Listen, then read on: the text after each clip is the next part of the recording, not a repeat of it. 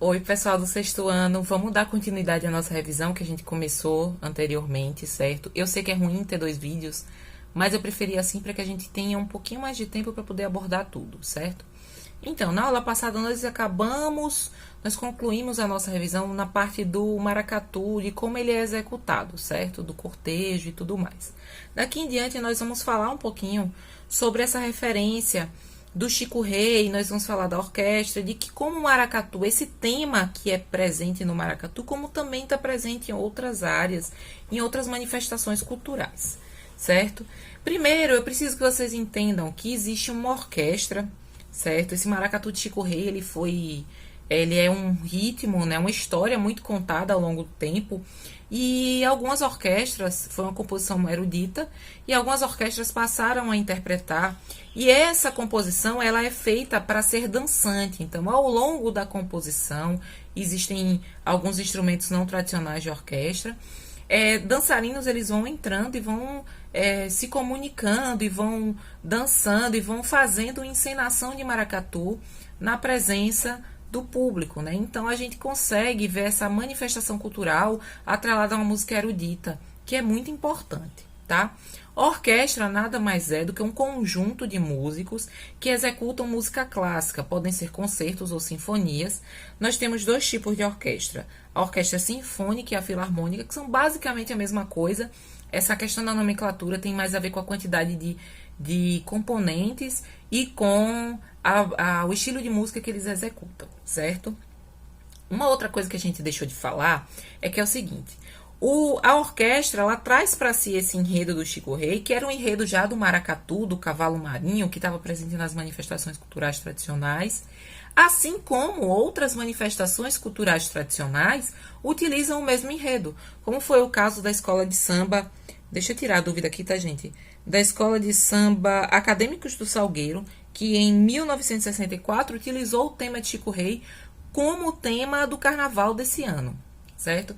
Então, assim como nós temos essa temática no maracatu e em outras manifestações, nós vamos ter em um lugar tão distante. Por quê? Porque essa história está presente no imaginário nacional, certo? Eu vou dar uma lidinha aqui, vou dar uma adiantada e dar uma lidinha aqui, para vocês entenderem basicamente, relembrarem, né? Que não conseguiu acompanhar e entender. Quem foi esse Chico Rei que ele tanto está falando aqui no livro e por que que a gente está fazendo conseguindo unir essas histórias, essas manifestações acerca de uma história, um enredo principal, certo? Ele foi um importante personagem da cultura brasileira, por isso que ele está presente aqui, tá? A história não é tão difundida, não no Sudeste e no Sul do país, mas aqui no Nordeste. De certa forma, quase todo mundo já ouviu falar em algum momento desse tipo de história, não com o nome dele, mas com outros nomes, certo? Os detalhes da história não são muito conhecidos, mas basicamente é o seguinte: ele foi um herói africano capturado pelos portugueses no Congo, tá? Foi trazido escravizado aqui para o nosso país. Trabalhou nas minas de ouro de Minas Gerais. Enquanto ele trabalhava lá, com a exploração do minério, ele escondia pequenas pepitas entre o seu cabelo, tá? Depois, ao lavar, se recolhia as pedras de ouro e pacientemente ele acumulou, tá? Valor necessário para comprar sua própria liberdade. Nesse processo, ele também, segundo conta a história, ele teria acumulado riquezas suficientes para comprar sua fazenda, comprar a alforria de outros conterrâneos dele, né? De outros povos escravizados, de outros homens e mulheres escravizadas, e comprou uma mina de ouro, libertou a sua tribo inteira, enriqueceu, tá? E essa história, além de ser enredo do maracatu, além de ser enredo de uma escola de samba, também é enredo de um filme, certo? Esse filme foi produzido em dupla nacionalidade, porque tem vários outros personagens, mas é um filme brasileiro muito importante, certo? Além desses, nós temos outros, tá? Que contam essas histórias desses povos escravizados e é muito bacana a gente conhecer um pouquinho, tá? Então a gente volta lá para o nosso maracatu, dá uma pausa novamente na história do Chico Rei, volta para o maracatu, para a gente entender como é o maracatu moderno, tá? Primeiro eu vou inverter aqui um pouquinho a ordem, vou falar da sambada, certo? A sambada é a forma de dançar o maracatu, certo? É uma forma específica, semelhante ao samba urbano, mas não igual. Por quê? Porque o samba urbano e o maracatu têm a mesma matriz em cima das danças percussivas de origem dos povos africanos no Brasil, né? Dos povos afrodescendentes. Então, nós temos a mesma matriz e por isso que se chama a forma de dançar maracatu de sambada, certo? Existe um molejo, um balanço onde as pessoas dançam, uma forma de mexer os pés semelhante ao samba, tá? E aí a gente entra nessa questão do maracatu moderno. Como nós sabemos, a cultura, certo? As questões culturais, elas vão sofrendo interferências. O maracatu sofreu interferência, era um ritmo que sofreu interferência dos povos portugueses, dos povos indígenas, dos povos holandeses, certo? De quem aqui no Brasil veio para colonizar, espanhóis e por aí vai. Então, ao longo do tempo, óbvio que os artistas, eles vão conhecendo outras produções mundo afora. E aí, o que acontece? Na década de 90, um grupo de artistas que já conhecia o maracatu, já fazia parte, misturou, certo, o maracatu com o rock, rap, certo, com outros estilos que vinham de fora e criou um movimento, certo, chamado Mangue Beat. Beat é a palavra em inglês, significa batida, e aí seria a batida do mangue. Esse movimento, inicialmente musical, se espalhou para outras áreas culturais, certo? Óbvio que o maracatu já não tem a mesma sonoridade, tá? Mas eles têm a sua peculiaridade. Por isso que ele está inserido ali com o pessoal do maracatu. Então, ele já tem outros ritmos, outra batida, mas existe uma conexão e identificação, certo? Então, assim, a gente está estudando a cultura tradicional para entender de que forma outras maneiras de cultura, outras origens vão se juntando a essa cultura que a gente conhece, tá? E aí a gente vai para a parte mais técnica. Nós vamos falar um pouquinho sobre os códigos musicais, as notas musicais, para entender sobre compasso, tá? E para entender sobre o arranjo musical e os grupos percussivos. Primeira coisa, desde o início da humanidade a gente produz música, já sabemos. Quando foi chegando na Idade Média, os músicos eles já vinham há um tempo, desde o Egito, Mesopotâmia e outros tantos povos como os chineses, povos orientais, eles já tinham essa tentativa de registrar a música de uma forma única, para que essa música não se perdesse, porque ela era passada de geração para geração, então existia toda uma modificação. E aí o que acontece? Quando chegou lá na Idade Média, tinha um monge chamado Guido d'Arezzo, que ele já trabalhava com a questão da notação musical, já tinha essa designação de 7 notas musicais, anteriormente eram 5, foi ampliada para 7, só que ele não tinha dado nome às notas musicais. Existia sonoridade, eles conheciam a sonoridade, mas ele não tinha dado nome.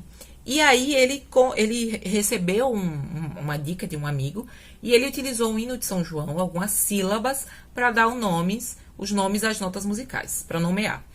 E aí a única modificação dessas